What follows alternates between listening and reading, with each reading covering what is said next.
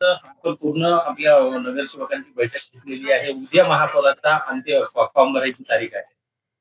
आम्ही सगळ्या निवडून आलेल्या आणि पराभूत झालेल्या सर्वच उमेदवारांची आणि आमचे सगळे वरिष्ठ मंडळी यांच्याबरोबर त्यांना मार्गदर्शन करण्याकरता जमलेले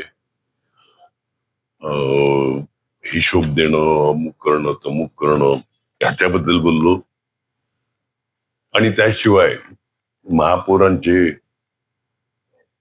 इच्छुक तर ते विचारले गेले. माझ्याकडे यादी आहे ती मी जरा तुम्हाला दाखवतो की महापौर पदाकरता इच्छुक आहेत आणि हे उपमहापौर पदाकरता आणि हे उपमहापौर करत. आतापर्यंत 7 आणि 10 महापौर आणि उपमहापौराकरता नावं आल्यात. अजूनही काही मंडळी येऊन नाव देतायत, वाढवतायत. तर ते त्यांना सांगून आलंय आम्ही वरच्या मीटिंग मध्ये, कारण त्यांना आता आपण इकडे समोर देताना हेजिटेट होत असतील तर मला वैयक्तिक भेटून. तर आता काही लोक भेटायला त्यातले 7 आणि 10 आहेत ते 10 आणि 15 होतील, असं काय जे होईल ते. कारण का महापौर पदाकरता इच्छुक आहेत, त्यांनी उपमहापौर पदाचा पण ऑप्शन ठेवलाय का आम्ही ठीक आहे महापौर आणि दुसरा योग्य वाटला तर आम्हाला उपमहापौर पद द्या.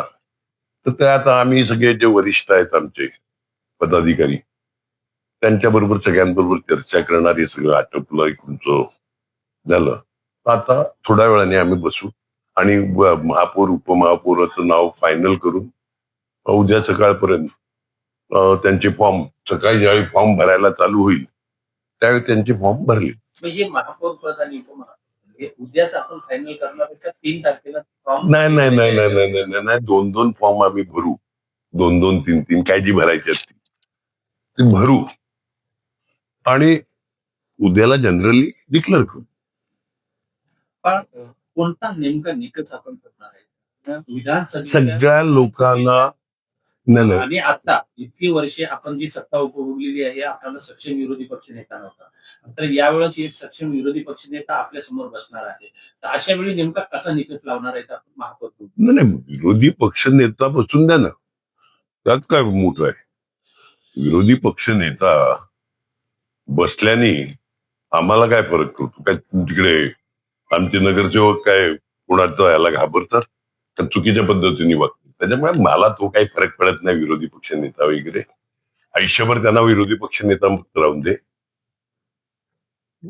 बघू चांगलं. आणि निकष एकच, सर्व जाती धर्म पंथ ची लोक लोकशाही मार्गाने एकत्रितपणे पुढे नेणारा आणि आपल्या नगरसेवकांची किंवा कार्यकर्त्यांची किंवा पडलेल्या उमेदवारांची कामं, कारण का त्यांनी पण प्रॉमिसेस केलेले आहेत. आमचे जे काही पराभूत उमेदवार आहेत त्यांनी पण त्यांच्याकडे लोकांच्या डिमांड आलेल्या आहेत. त्यांनी पण सांगितलं असतील कुठे पाणी पाहिजे असेल, गेलं नसेल एखाद दुसऱ्या तिसऱ्या विभागात, कुठे रस्ता खराब झाला असेल दुर्दैवानी, आणखीन काही गटाराचं काम असेल, बाकी काय म्हणतात लोक. जे मागितलंय ते देऊ. त्याच्याकरता राज्याचे प्रमुख मुख्यमंत्री, दोन्ही उपमुख्यमंत्री, दुर्दैवानी एका उपमुख्यमंत्र्याचं दुर्दैवी निधन झालं, त्या सगळ्यांचे पालकमंत्री, या सगळ्यांशी मी ऑलरेडी बोललेला आहे. आम्हाला तुमचे कामामध्ये, लोकांच्या कामामध्ये सहकार्य मदत लागेल आणि कोणाकडेही सहकार्य मदत मागायला मला अजिबात लाज वाटत नाही. कारण का ते पण तिकडे बसलेले आहेत, ती लोकांची कामं करण्याकरता आहेत. आम्ही महानगरपालिकेत बसले, ती पण लोकांचीच कामं करण्याकरता. शेवटी कॉमन इंटरेस्ट असल्यावर हे काय क्लॅश होत नाही. मी वैयक्तिक कामं तर कधी नेतच नाही. सर्व जाती धर्मांना घेऊन तुम्ही चालता, तर यावेळेला कॅथलिक समाज किंवा मुस्लिम समाजाला महापौर आम्ही बसून ठरवू. मी काय बोलतो, 5 वर्षाकरता निवडून आल्यात आम्ही. महानगरपालिका. आणि आजपर्यंत रेकॉर्ड असा आहे का महापौर, उपमहापौर, अगोदर नगराध्यक्ष, उपनगराध्यक्ष, आपल्या वसई तालुक्यात सभापती तालुक्याचा अल्मेडा साहेब, दुमिंद्र माव, मेरी अँड्रांडी सारखी उपसभापती होते, हे दोघं सभापती होते. ब्राह्मण बबनशेठ नाईकांसारखा जिल्हा परिषदेचा एकमेव निवडून आलेला ब्राह्मण समाजातला तो बबनशेठ जिल्हा परिषदेचे अध्यक्ष झालेले. अय्यूब बलोच किंवा घनसार असे मुस्लिम नगराध्यक्ष झालेले. राव मॅडम साऊथ इंडियन, भरत गुप्ता नॉर्थ इंडियन, सोलंकी साहेब गुजराती, मायकल फुर्टॅडो कॅथलिक नगराध्यक्षाची लिस्ट देतोय मी तुम्हाला.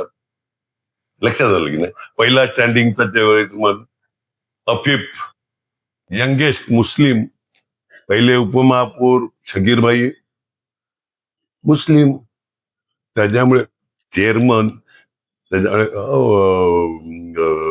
राजेश पाटील माझे आमदार, ते पहिला सभापती झाले. जनरल जागेवर आदिवासी तरुण सभापती केलेला. रुपेश जाधव एक बौद्ध समाजाचा तरुण ओपन जागेवर महापौर केलेला. त्याच्यामुळे जात धर्म कृपया मला कोणीही शिकवू नका. आणि सर्व धर्म समभाव आपला पक्ष मानतो तेवढा कोणताही इतर पक्ष मानत नाही.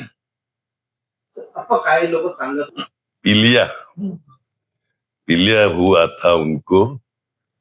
तर काय आम्ही एका भाषणात तरी बोललं का आम्ही कोणाला मिटवून टाकू? आम्ही आमची कामं सांगितली, आमचे उमेदवार दाखवले. जाती धर्माचं बोलले म्हणून तुम्हाला सांगतो का रंजना सालेकर सारखी एक आदिवासी स्त्री आम्ही जनरल जागेवर उमेदवारी दिली आणि निवडून आणली.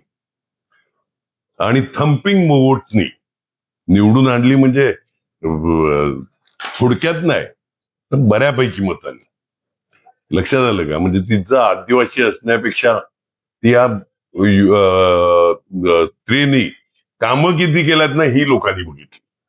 जात धर्म नाही बघितला, आणि आम्ही पण जात धर्म नाही बघितला. नाहीतर त्या क्रायटेरियामध्ये पैसा, जात, धर्म हे बघितलं असतं तर ती कुठेच बसत नव्हती. सामान्य घरातली ती स्त्री. त्यामुळे आम्ही हे सगळं बघतो. गेल्या वर्षभरात रील आम्ही नगरसेवकांना सल्ले देईल का रील करा, पण नुसते रीलच्या मागे राहू नका. केलेली कामांची रील करा, खड्ड्यांचं भूमिपूजन करू नका, गटारीची भूमिपूजन करू नका. हा, मोठं गटर बांधत असेल तर त्याचं करा, नाळाचं करा. बाकी 35 वर्षात पहिलाच न भरलेल्या खड्ड्यांची भूमिपूजन झाली.